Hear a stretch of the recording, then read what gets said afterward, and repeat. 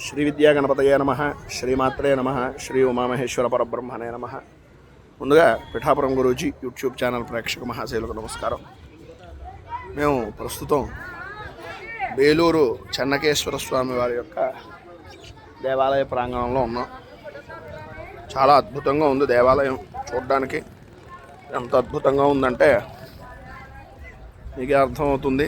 రాతి కట్టడం చూశారు కదా, ఇదంతా కూడా ప్రాకారం. ఎంత ప్రాకారం ఉందో చూడండి. ఇటువంటి దేవాలయాలు మనకి సంపద లాంటివి. ఇది ముఖద్వారం. నారాయణాయ విద్మహే వాసుదేవాయ ధీమహి తన్నో విష్ణు ప్రచోదయాత్. ఎంతో అద్భుతంగా, చాలా అద్భుతంగా ఉంది నిజంగా దేవాలయం అంతా కూడాను.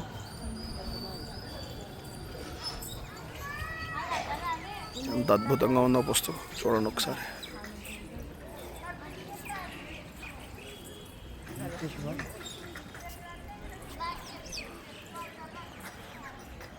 నిజంగా మన సనాతన ధర్మం యొక్క గొప్పతనం ఎప్పటికీ కూడా నూతి బావుల్లోనే అర్చక స్వామి పెడుతున్నారు. అంటే మన సాంప్రదాయం ఎంత గొప్పది అనడానికి చూడండి. వంటకి పాత్రలు నూతి నీళ్ళతోటి తీసుకుని పెడుతున్నారు.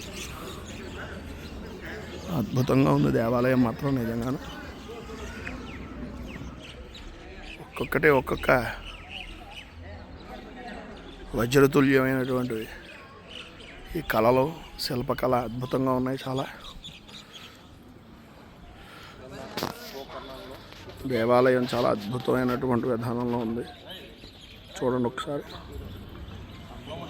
చాలా అద్భుతమైనటువంటి పరిస్థితి ఇదంతా కూడా. చూడండి ఎంత గొప్పగా ఉందో ఈ శిల్పకళ. చూసారు కదా, అంటే అక్కడ దాకా వెళ్ళడానికి అవకాశం లేక దూరం నుంచి చూపించవలసి వస్తుంది. నిజంగా చాలా అద్భుతమైనటువంటి విధానంలో ఉన్నాయి దేవాలయాలు.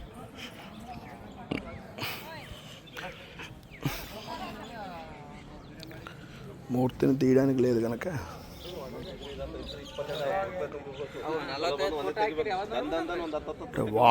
వాస్తు శిల్పశాస్త్రాలు ఏ విధంగా విరాజిల్లుతున్నాయి అనడానికి ఇదొక నిదర్శనంగా చెప్పుకోవచ్చు మనకి, మన యొక్క సంస్కృతికి.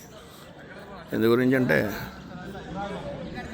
దేవాలయం అంతా కూడా పడమర వైపు దేవాలయాల వ్యవస్థ ఉంది.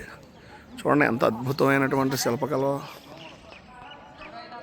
స్వామివారు తూర్పును చూస్తూ ఉండేటటువంటి విధానం చూడండి ఎంత అద్భుతంగా ఉంది.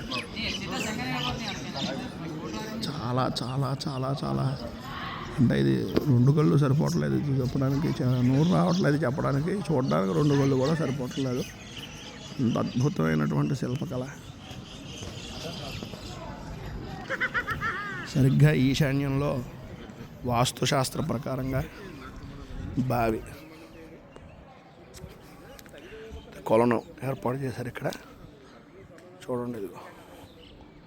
అంటే మన వాళ్ళు ఎంత గొప్పవాళ్ళు, ఏ స్థానాల్లో ఏమేమి ఉంటే ఎంత గొప్పగా ఉంటుంది అనేటటువంటిది. దీనికి మధ్యలో అనేక జలచరాలన్నీ కూడా అద్భుతంగా కనిపిస్తున్నాయి. కూర్మం చూశారు కదా, అది అంటే ఎంత స్పష్టంగా ఉన్నాయి. ఉన్నాము చేపలు.